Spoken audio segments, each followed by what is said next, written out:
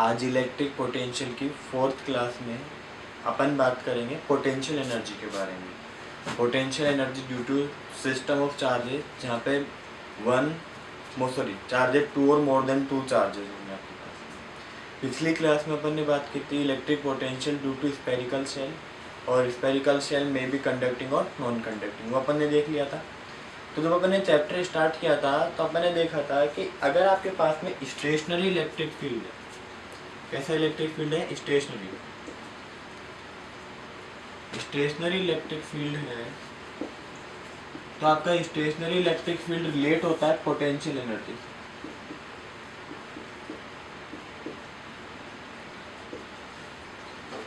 Stationery electric field किससे relate करेगा, आपकी पोटेंशियल एनर्जी से। एंड हमने पढ़ा था, सिंस वी नो दैट, हम ये पढ़ चुके हैं, सिंस वी नो दैट कि जो आपकी पोटेंशियल एनर्जी होती है U, वो किसके इक्वल थी, -W इन्फिनिटी के इक्वल, या फिर वर्क डन एक्सटर्नल फोर्स के थ्रू जो वर्क हुआ था। और यहाँ पे जब भी अपन पोटेंशियल एनर्जी या वर्क डन के बारे में बात करते हैं तो ये मान के चलते हैं काइनेटिक एनर्जी में कोई चेंज नहीं आ रहा। तो अगर मैं पोटेंशियल एनर्जी कैलकुलेट करना चाहता हूँ तो मेरे को क्या कैलकुलेट करना पड़ेगा, वर्क कैलकुलेट करना पड़ेगा। जितना वर्क होगा उतनी क्या मिलेगी, मेरे को पोटेंशियल एनर्जी मिलेगी। अब वर्क कहाँ से कैलकुलेट करें, है ना। तो वर्क के लिए हमने पढ़ा था सिंस पोटेंशियल एनर्जी का वोल्टेज का फॉर्मूला क्या पढ़ा था अपन ने, V = W/Q पढ़ा था। तो W = कितना हो जाएगा, V × Q हो जाएगा। तो मेरे को सबसे पहले क्या कैलकुलेट करना पड़ेगा, पोटेंशियल, और उसको किससे मल्टीप्लाई कर दूंगा, मैं चार्ज से मल्टीप्लाई कर दूंगा। तो वो मेरे को क्या मिलेगा, वर्क मिलेगा, और वही वर्क मेरे को किससे रिलेट करेगा, पोटेंशियल एनर्जी से। आ रही बात समझ में। तो आपको अल्टीमेटली क्या कैलकुलेट करना है, वर्क कैलकुलेट करना है, और वर्क कैलकुलेट करेंगे आप इस वाले फॉर्मूला से, ठीक है। तो सबसे फर्स्ट हेडिंग है आपके पास में potential energy due to 2 charges. Potential energy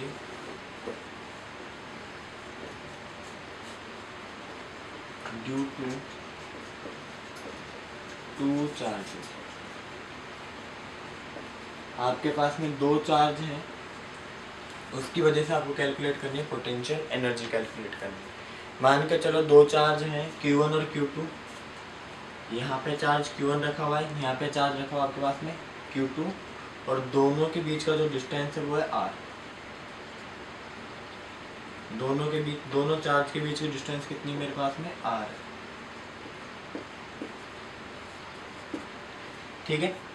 तो वर्क करना है, और जो वर्क होगा वही किसको रिलेट करेगा, आपकी पोटेंशियल एनर्जी को रिलेट करेगा। Let us consider 2 charges Q1 and Q2 are placed at point A and B and distance between them is R।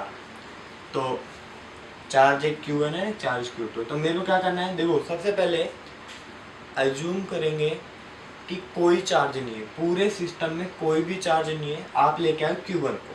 सबसे फर्स्ट कौन आया आपके पास में, Q1 आया। अब जब Q1 आया तो Q1 के ऊपर तो किसी ने फोर्स किया ही नहीं, मेहनत की नहीं, वर्क किया ही नहीं। तो work done in placing the charge Q1। तो जब मान के चलो ये पूरा हिस्सा है, अभी मैं इस वाले सेगमेंट के बारे में बात कर रहा हूँ। मैं इन्फिनिटी से कहीं से भी चार्ज Q1 को लेकर आया। अब Q1 पे आपको वर्क का निकालना है, तो वर्क के लिए क्या चाहिए आपको, V × Q1 होगा। वोल्टेज चाहिए कहीं से, और वोल्टेज चाहिए तो उसके लिए पहले से कोई चार्ज होना चाहिए था। तो यहाँ पे तो कोई चार्ज था ही नहीं, तो Q1 पे तो कोई वोल्टेज लगेगा ही नहीं, कोई इलेक्ट्रिक फील्ड लगेगा ही नहीं। तो Q1 के लिए वर्क की वैल्यू कितनी मिल जाएगी आपको, 0 मिल जाएगी। लेकिन जैसे मैं कोई दूसरा चार्ज Q2 लेके आऊँगा, तो आप पहले कंसिडर क्या कर चुके हो, Q1 ला चुके हो। तो ये Q1 वाला चार्ज Q2 पे क्या लगाएगा, फोर्स लगाएगा। ऐसे में कोई तीसरा चार्ज Q3 लेके आऊँगा, तो Q3 में कौन कौन फोर्स लगाएंगे, Q1 भी लगाएगा और Q2 भी फोर्स लगाएगा। तो अभी अपन कौन सा चार्ज लेके आए, Q1 लेके आए। तो Q1 के ऊपर तो कोई फोर्स लगेगा ही नहीं, इलेक्ट्रिक फील्ड लगेगा ही नहीं, है ना। तो यहाँ पे तो कोई एक्सटर्नल एजेंट है ही नहीं। तो एक्सटर्नल एजेंट की एब्सेंस में जो वर्क है वो कितना हो जाएगा, 0 हो जाएगा, है ना। तो since there is no external agent,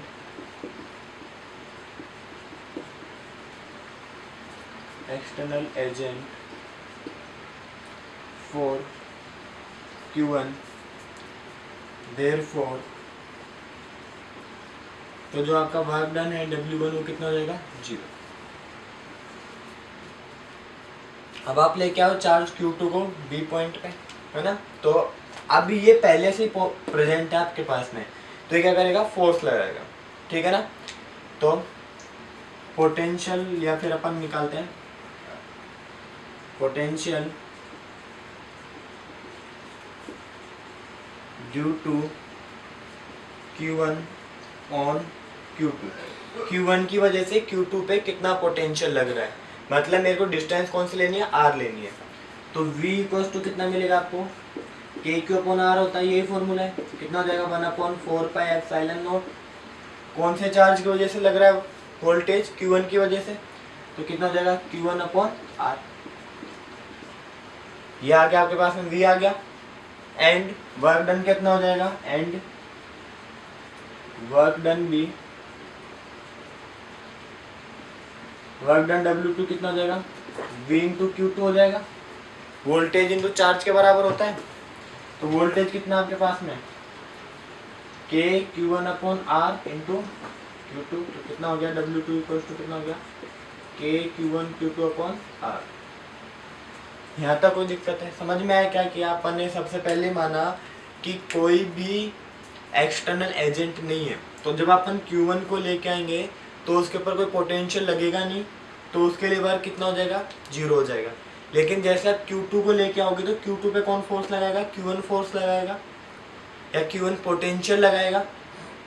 तो ये Q1 की वजह से potential W equals to V into Q अपन ने पढ़ा था, तो वो फॉर्मूला बन गया। टोटल वर्क के बारे में बात करें अपन,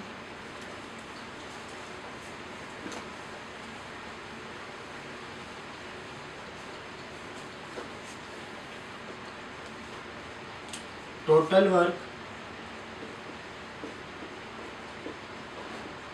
W इक्वल्स टू कितना हो जाएगा, W1 प्लस W2। W1 तो 0 है और W2 की वैल्यू कितनी है, KQ1Q2/R। और वर्क ये आपको टोटल जो वर्क है वो किसको रिप्रेजेंट कर रहा है, पोटेंशियल एनर्जी को रिप्रेजेंट करेगा। और पोटेंशियल एनर्जी कितनी हो जाएगी, K की वैल्यू रख दिया अपन 1/4πε0 Q1Q2/R। जूल, पोटेंशियल एनर्जी की यूनिट करके जूल होती है। अब जो पोटेंशियल एनर्जी डिपेंड कर रही है नेचर ऑफ चार्ज पे और डिस्टेंस पे, इनवर्सली प्रोपोर्शनल डिस्टेंस के, इसमें तो कोई दिक्कत है नहीं है। अगर आपके पास में Q1 और Q2 का नेचर सेम है, या तो दोनों नेगेटिव है या दोनों क्या है, पॉजिटिव है, तो उनके बीच में जो एनर्जी होगी, जो फोर्स लगेगा वो कैसा फोर्स लगेगा, रिपल्सन फोर्स लगेगा, है ना। और एनर्जी भी कैसी होगी, रिपल्सिव होगी। अगर आप उनको फ्रीली छोड़ दोगे तो क्या करेंगे, काइनेटिक एनर्जी की फॉर्म में क्या करना चाहेंगे, मूव करना चाहेंगे। यहाँ तक कोई दिक्कत है।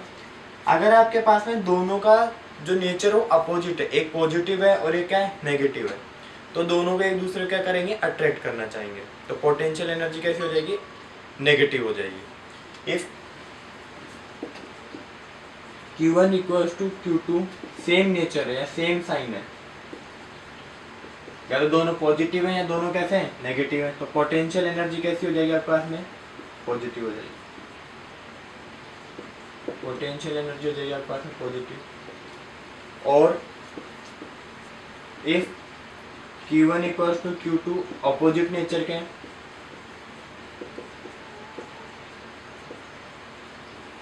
जब ऑपोजिट नेचर के होंगे तो काइनेटिक सॉरी पोटेंशियल एनर्जी कैसी हो जाएगी, नेगेटिव हो जाएगी। पोटेंशियल एनर्जी कैसी हो जाएगी आपके पास में, नेगेटिव। ठीक है, पोटेंशियल एनर्जी नेगेटिव होने का मतलब है कि उनके बीच में अट्रैक्टिव फोर्स लगेगा, और पोटेंशियल एनर्जी पॉजिटिव होने का बीच है कि उनके बीच में रिपल्सिव फोर्स लगेगा। यहाँ तक कोई दिक्कत है, ठीक है। अब इंपॉर्टेंट डेरिवेशन करेंगे पोटेंशियल एनर्जी के लिए।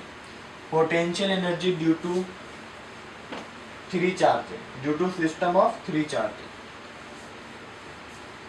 Due to system of 3 charge.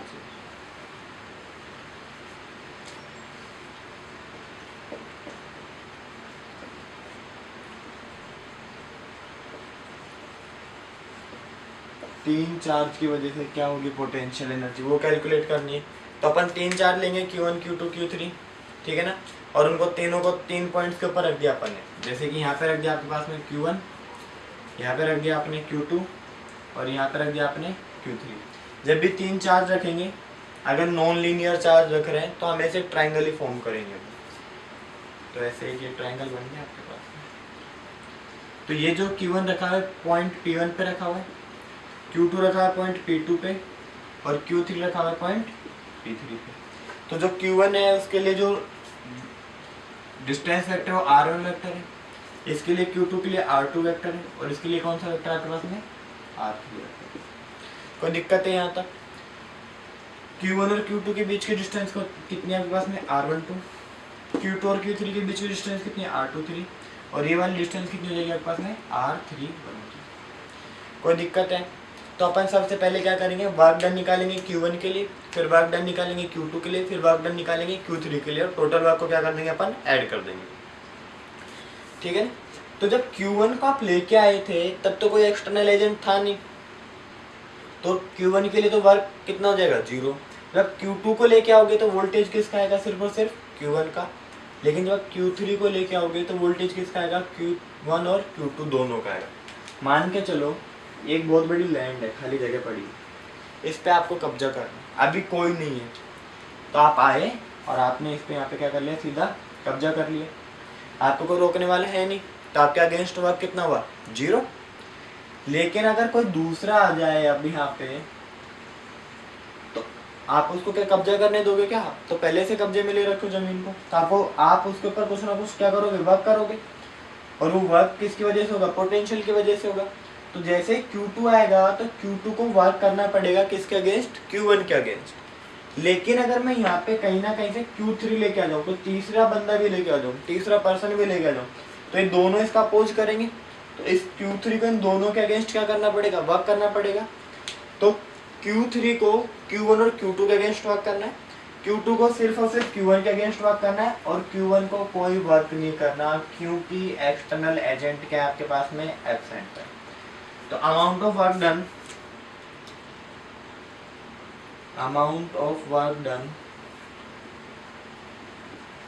Done in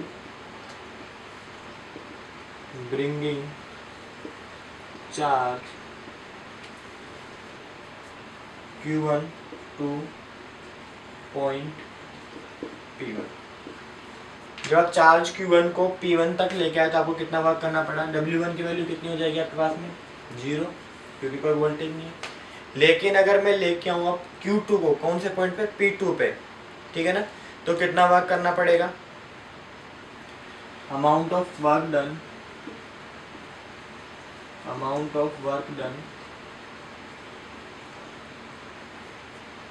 in bringing charge Q2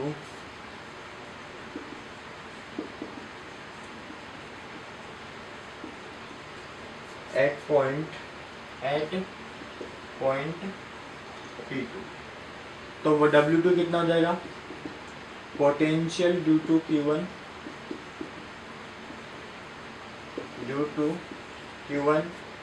into Q2। तो W2 इक्वल्स टू कितना हो गया, Q1 की वजह से पोटेंशियल कितना होगा, अभी अपन ने निकाला था K Q1, और डिस्टेंस कितनी आ जाएगी, R12 आ जाएगी। तो W2 की वैल्यू कितनी होगी, K Q1 Q2 upon R1। ये तो W2 आ गया। ऐसे अपन amount of work done in bringing charge Q2 निकालेंगे, है ना। तो उसके लिए क्या हो जाएगा, देखो amount of work done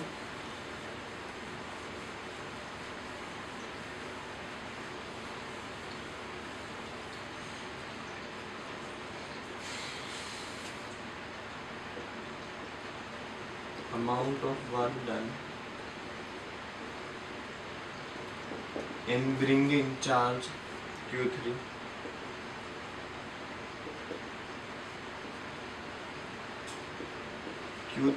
at point P3। तो वो कितना हो जाएगा, W3 कितना हो जाएगा, पोटेंशियल ड्यू टू किस किस का पोटेंशियल चाहिए, Q1 का और Q2 का, और उसको किससे मल्टीप्लाई कर देंगे अपन, Q3 से। Potential due to Q1 and Q2, और इसको किससे मल्टीप्लाई कर देंगे अपन, Q3 से मल्टीप्लाई कर देंगे। इसको रफ कर देता हूँ।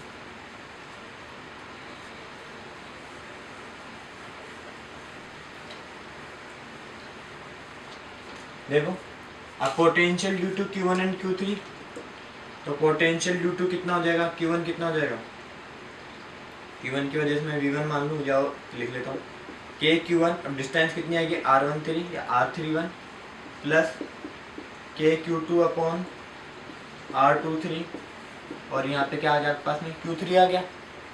ठीक है, मल्टीप्लाई करो कितना मिलेगा, के Q1 R13 और यहाँ पे Q3 प्लस के Q2 Q3 अपॉन R23, ये वर्क डन आ गया आपके पास में W3। ठीक है, total work done,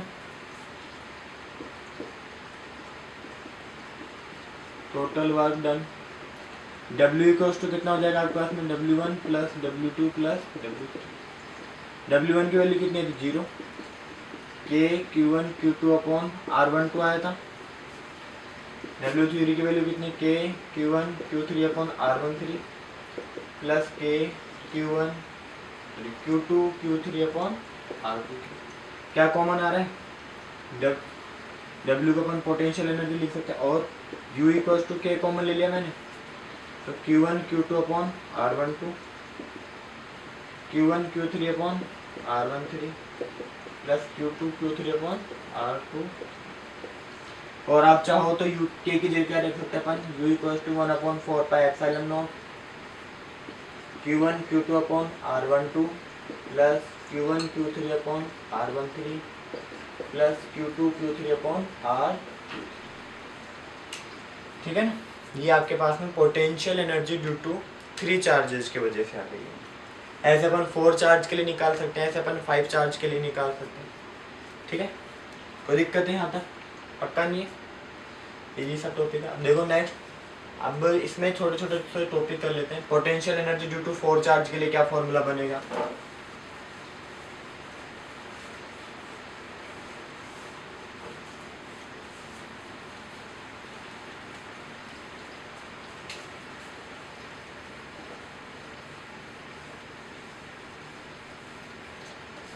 potential energy due to 4 charges,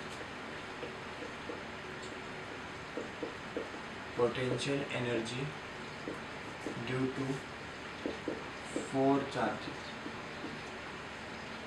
तो सबसे पहले तो आपको काउंट करने पड़ेंगे टोटल कितने पेयर्स बनेंगे। जैसे 1 के लिए तो जब 2 चार्ज है तो 1 पेयर बन रहा है, 3 चार्ज है तो टोटल 3 पेयर बन रहे हैं। ऐसे ही आपके पास में अगर 4 चार्ज होंगे तो कितने पेयर बनेंगे, तो नंबर ऑफ पेयर्स के लिए फॉर्मूला लिख लो, कितने नंबर ऑफ पेयर्स के कितने टर्म्स आएंगे आपके फॉर्मूला में। उसके लिए फॉर्मूला था n-1/2, जहाँ पे n रिप्रेजेंट करता है नंबर ऑफ चार्ज को, नंबर ऑफ चार्जेस को। जैसे अगर मैं बात करूँ नंबर ऑफ चार्जेस 4 है, तो पेयर्स कितने बनेंगे, टोटल 6 बनेंगे। यहाँ पे रखो 4 × 3/2, तो 2 2 3 6, तो टोटल कितने पेयर बनेंगे, 6 पेयर बनेंगे। तो पोटेंशियल एनर्जी कितनी हो जाएगी, U equals to W1 plus W2 plus W3 plus W4। तो W1 तो 0 हो जाएगा, ये हो जाएगी के Q1 Q2 upon R1। Q3 पे किसकी वजह से लगेगी, के Q1 Q3 अपॉन R13 के Q2 Q3 upon R2।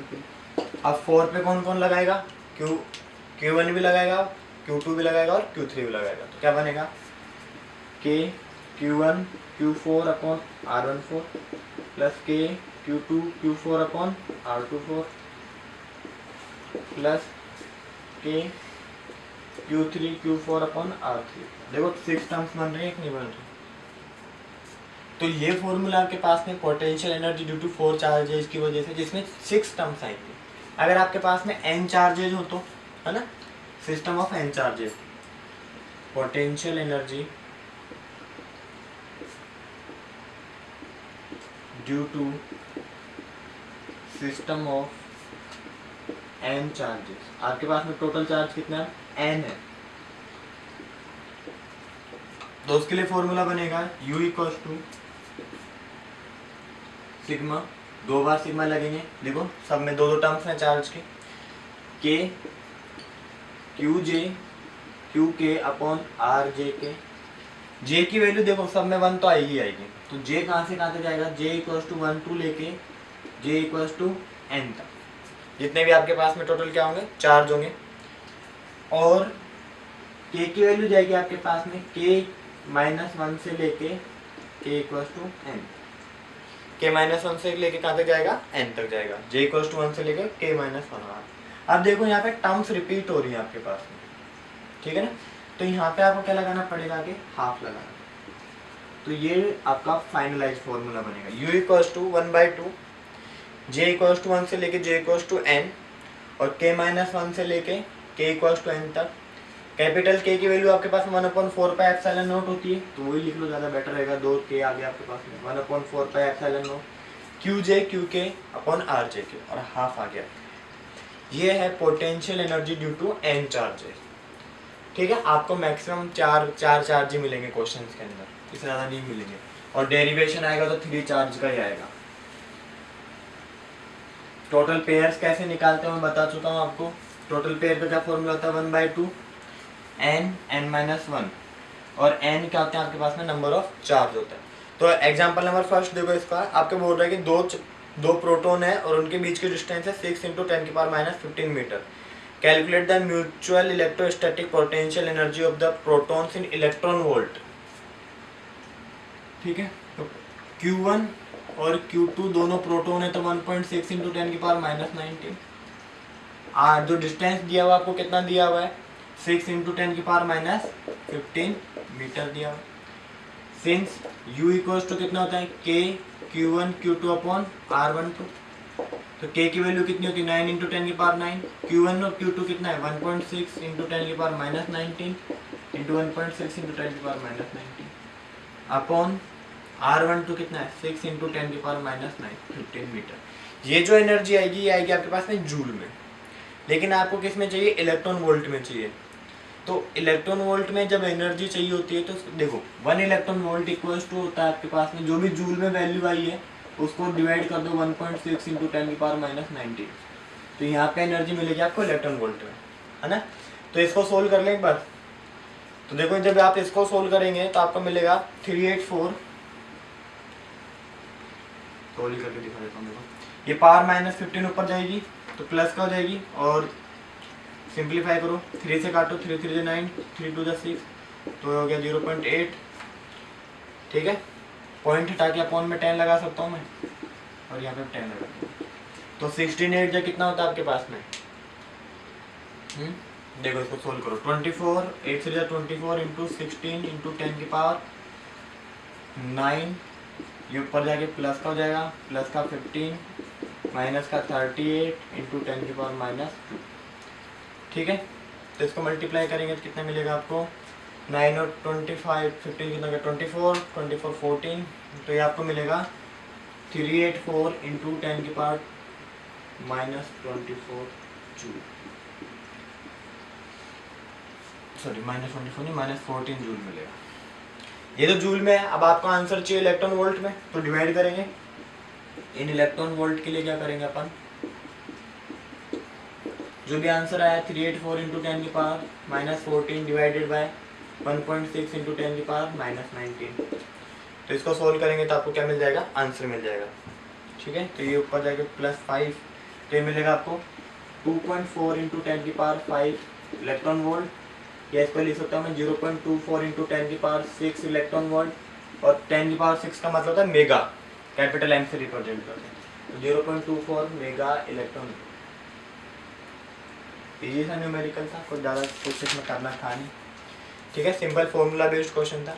Next question है कि आपके पास में 3 चार्जेस दिए होंगे। नेक्स्ट क्वेश्चन के अंदर क्या आपके पास में 3 चार्जेस गिवन है, ठीक है ना, Q 2Q एंड -4Q, और उनके बीच के डिस्टेंस आपके पास में 0.10 मीटर, और जो Q की वैल्यू है आपके पास में 1.0 इंटू 10 की पावर -7 कूलम। पूछा कि टोटल पोटेंशियल एनर्जी कैलकुलेट करो, तो घबराने की कोई बात है नहीं, सारे न्यूमेरिकल्स फॉर्मूला बेस्ड है आपके पास में। ऐसे दिया हुआ है, ये -4Q है आपके पास में, ये +Q है और ये आपके पास में +2Q है। ये डिस्टेंस A है, ये डिस्टेंस A है, ये डिस्टेंस भी कितनी आपके पास में A है। डिस्टेंस A किसके बराबर है आपके पास में 0.10 मीटर के बराबर है। Q कितना आपके पास 1.0 × 10⁻⁷ कूलम, यही है। तो potential energy due to system of 3 charges, क्या फॉर्मूला होता है। मैं इसको चार्ज मान लूँ Q1, इसको कितना मान लूँ Q2 और इसको कितना मान लेता हूँ Q3। तो U इक्वल्स टू कितना होता है आपके पास में K Q1 Q2 upon R12 plus Q1 Q3 upon R13 plus Q2 Q3 upon R23, यही होता है। सबके डिस्टेंस क्या है, सेम है। R12 R23 और R13 सारे क्या है, सेम है। Since R12 equal to R13 equal to R23 एक इक्वल है, तो ए तो बाहर आ जाएगा आपके पास में। तो U K upon A Q1 Q2 plus Q1 Q3 plus Q2 Q3। Q1 की वैल्यू कितनी आपके पास में -4Q, तो -4Q इंटू Q2 कितना आपके पास में Q plus Q into 2Q plus Q3, यहाँ तो Q1 Q3 है ना, तो -4Q इंटू 2Q और plus Q into plus 2Q। Values रख दी, सोल्व करो इसको। K अपॉन A, ये कितना हो गया -4Q square -8Q square plus 2Q square, तो कितना हो जाएगा K upon A into 10Q square, वो भी कैसा माइनस है। तो पोटेंशियल एनर्जी आपके पास में कैसी है, नेगेटिव है। आपके पास में K की वैल्यू आपको पता होती है, Q आपको गिवन है ही, A आपको पता ही होता है, तो वैल्यू रख दूँ। तो -9 × 10⁹, Q इज 10 तो as it is, Q square, इसका स्क्वायर करेंगे तो कितना मिलेगा 1.0 × 10⁻14 अपॉन A कितना है 0.10, तो इसका लिख सकता हूँ इंटू 100 कर दो और 10 से 10 कट जाएगा आपके पास में, तो 9 × 10⁻³ जूल आ जाएगा आपके पास में। ठीक है, देखो सिंपल सा क्वेश्चन है, इसमें तो कुछ करने वाली बात है ही नहीं। तो ये हो जाएगा आपके पास -9 × 10⁻³ जूल। ठीक है, नेक्स्ट जो क्वेश्चन है, अच्छा क्वेश्चन है थोड़ा सा। आपको 4 चार्ज दे दिए और बोला कि इसकी वजह से पोटेंशियल एनर्जी कैलकुलेट करो। फिर बोला कि सेंटर पे इलेक्ट्रिक फील्ड कैलकुलेट करना है, स्क्वायर के सेंटर पे। तो जो इलेक्ट्रिक फील्ड है वो 0 हो जाएगा, क्योंकि अपन इलेक्ट्रिक फील्ड में ऐसे क्वेश्चन कर चुके हैं। या अगर आपको निकालना है, कैलकुलेट करना है पोटेंशियल एनर्जी कितनी होगी, तो देख लो एक बार। यहाँ पे आपके पास में ऐसा है, एक स्क्वायर है आपके पास में, A B C और D। सब पे जो कॉर्नर है, सारे जितने कॉर्नर है उन पे चार्ज का मैग्नीट्यूड क्या आपके पास में सेम है। यहाँ पे आपके पास -Q चार्ज है, इस पे भी कैसा चार्ज है -Q, इस पे कैसा चार्ज है +Q और इस पे भी कैसा चार्ज है आपके पास में +Q। सब स्क्वायर है तो सारे की सारी जो डिस्टेंस है जो क्या होंगी, सेम होंगी। ठीक है, तो क्वेश्चन पढ़ लो कि 4 चार्जेज है अरेंज कर रखे ABCD में, determine the work done in arranging charge. और फिर सेकंड पूछा है कि चार्ज Q0 को लेके आए सेंटर पे, तो उसके लिए इलेक्ट्रिक फील्ड कैलकुलेट करना है। तो सबसे पहले अपन केस फर्स्ट के बारे में बात कर रहे हैं, वर्क डन के बारे में या पोटेंशियल एनर्जी के बारे में बात कर रहे हैं। जब 4 चार्ज होंगे तो नंबर ऑफ पेयर्स कितने बनेंगे, 6 बनेगा, मैं निकाल चुका हूँ। तो पोटेंशियल एनर्जी वर्क डन किसके बराबर होगा, W इक्वल्स टू कितना होता है K Q1 Q2 upon R12 Q1 Q3 upon R13 Q2 Q3 upon R23 Q1 Q4 upon R14 Q2 Q4 upon R24 Q3 Q4 upon R। ये total 6 pair बनेंगे। ठीक है, Q1 Q2 पता है आपको, सारी पेयर डिस्टेंस ही है। जो डायगनल्स हैं वो किसके बराबर होंगे, √2a के बराबर होंगे। तो वैल्यूज रखनी है बस आपको। तो ये तो एज इट इज बाहर, हाँ रफ कर देता हूँ, डायग्राम समझ में आ गया है ना, इजी हो जाएगा आपको। क्या हो गया, के तो बाहर, ठीक है। Q1 किसके बराबर है आपके पास में, माइनस क्यू के बराबर है, minus Q into Q upon A. देखो ऐसे है आपके पास में, ये स्क्वायर ऐसे है, तो ये तो मैंने Q1 मान लिया, मान लिया Q2, ये मान लिया Q3 और ये मान लिया Q4। ये प्लस क्यू के बराबर है, ये प्लस क्यू के बराबर है, ये माइनस क्यू और ये है माइनस। सोल्व कर रहे हैं अपन, तो minus Q into Q A plus फिर Q1 और Q3, तो minus Q into Q upon distance है वो, अब डायगनल वाली डिस्टेंस लेनी है तो √2a आ जाएगा, प्लस फिर किसके Q2 और Q3 के बीच का, तो Q2 minus Q into Q और ए प्लस Q1 और Q4 minus Q plus Q upon A, Q3 और Q4 minus Q plus Q upon A plus minus Q plus Q upon √2। ये अपन ने वैल्यूज पुट कर दी, दो में तो डायगोनल्स आएंगे, बाकी में साइड्स आएंगे स्क्वायर की।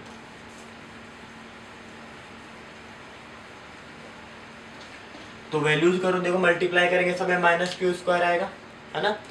तो क्या बन गया आपके पास में, K minus Q square upon A minus Q square upon √2a minus Q square upon A minus Q square upon A minus Q square upon A minus Q square upon √2। देखो Q square upon ए कितने, 4 है, 1 2 3 4, तो के minus 4 Q square upon ए और ये हो गया minus 2 Q square upon √2a। तो जो भी टर्म्स कॉमन आ रही है वो कॉमन ले लेते हैं अपन, क्या मिलेगा आपको कॉमन में, तो एक तो क्यू स्क्वायर कॉमन आ रहा है, एक माइनस कॉमन आ रहा है, एक अपॉन में ए कॉमन आ रहा है, तो क्यों इतना हो गया माइनस के क्यू स्क्वायर अपॉन ए 4 प्लस सिंपलीफाई हो जाएगा, ये आपके पास में क्या आ गया, वर्क डन आ गया, पोटेंशियल एनर्जी आ गई। जब अपन इलेक्ट्रिक फील्ड निकालेंगे, सेंटर पे इलेक्ट्रिक फील्ड निकालना है, तो डिस्टेंस सबकी क्या रहेगी, सेम रहेगी, ठीक है। तो टोटल इलेक्ट्रिक फील्ड कितनी आ जाएगी आपके पास में, 0 आ जाएगी। वो आप खुद से ट्राई कर लेना। नेक्स्ट वाला जो क्वेश्चन है बहुत ही अच्छा क्वेश्चन है, बहुत ही प्यारा क्वेश्चन है। देखो क्या बोला है कि 3 चार्जेज हैं Q, 2Q और 8Q और एक 9 सेंटीमीटर की लाइन के ऊपर रखे हुए हैं। Where the charges be kept so that the potential energy of the system be minimum. कोई भी चीज़ अगर मिनिमम या मैक्सिमम प्रूव करनी होती है तो उसका डिफ्रेंशिएशन करके 0 के बराबर रख देते हैं। यहाँ पे पोटेंशियल एनर्जी है तो du/dx करेंगे, उसको 0 के बराबर रख देंगे, ठीक है ना। ऐसे आपके पास में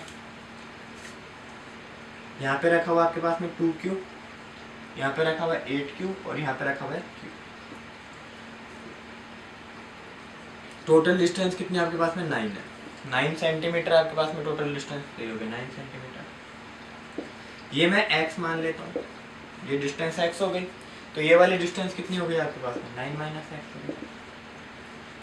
अब potential energy due to 3 charges पता आपको, potential energy due to system of 3 charges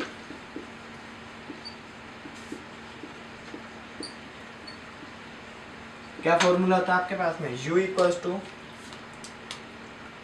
के बाहर Q1 Q2 upon R12 plus Q1 Q3 upon R13 plus Q2 Q3 upon R2। तो Q1 Q2 तो U इक्वल्स टू कितना हो गया आपके पास में, U equals to K Q1 Q2 2Q into Q, distance कितनी होगी X plus Q1 Q3 2Q into 8Q upon distance कितनी हो गई 9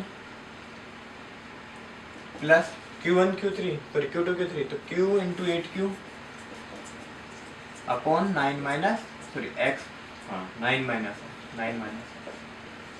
यही होगा। पोटेंशियल एनर्जी आ गई आपके पास में। अब आपको इसको क्या करना है, डिफरेंशिएट करना है। ये और ये जो सारी डेटा है आपके पास में किस में रखा हुआ है, सेंटीमीटर में रखा हुआ है। मीटर में कन्वर्ट करने के लिए इसको 10 की पावर -2 से मल्टीप्लाई करो, इसको 10 की पावर -2 से, तो आपके पास में 10 की पावर -2 तो बाहर कॉमन आ जाएगा।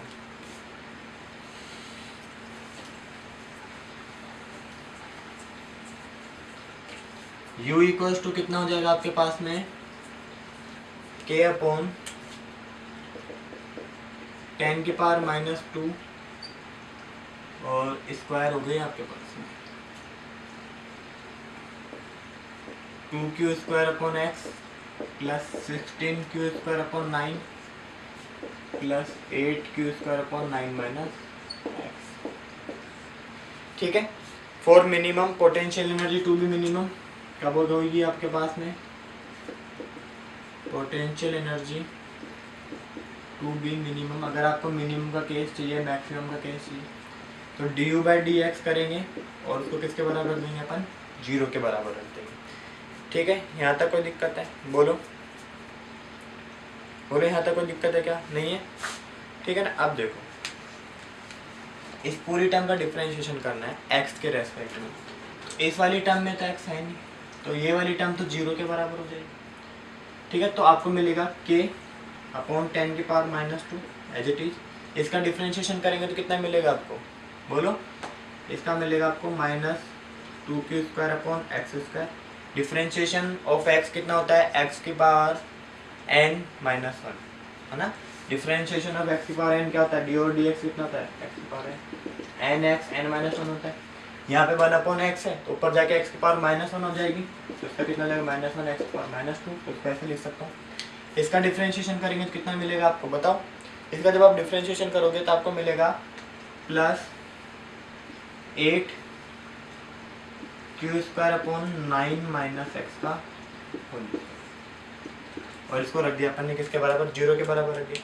अब ये वाली टर्म तो 0 के बराबर हो नहीं सकती क्योंकि वो क्या है कांस्टेंट टर्म है आपके पास में। ठीक है, तो ये जो बच गया ये जो 0 के बराबर होगा। ठीक है, तो कितना हो जाएगा -2q² upon x² plus 8q² upon 9 minus x का होल स्क्वायर इक्वल टू 0।